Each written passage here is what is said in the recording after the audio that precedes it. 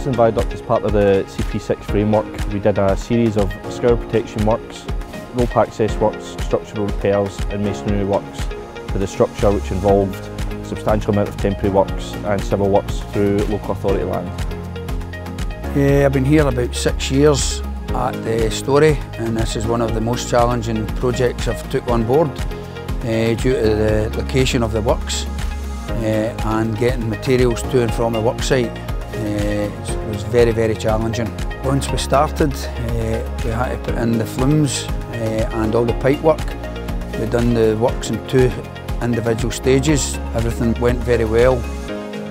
The main works here are scour protection to increase the scour score to the structure, and that will ensure that the structure is safe for many years to come.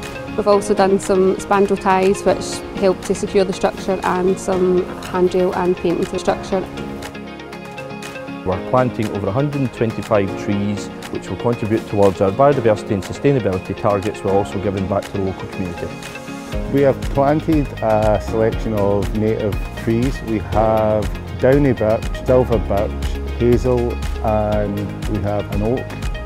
It's positive for us to be able to give something back to the community locally, but obviously there's a bigger picture here in terms of our kind of UK-wide and worldwide carbon footprint and a biodiversity improvement. These things are extremely important to Network Rail and to us as a project team, and obviously as well there's a good bit of team building spirit here, where we can come out and plant the trees together as a collective team and do something positive for the local area.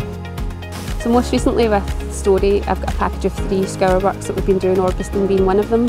We work really collaboratively with the team.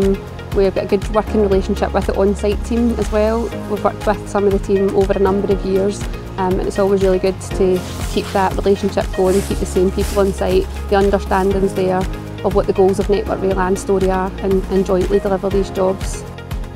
I'd really like to thank the whole project team which successfully delivered this challenging project, and also all the volunteers which contributed to a successful volunteer and planting day.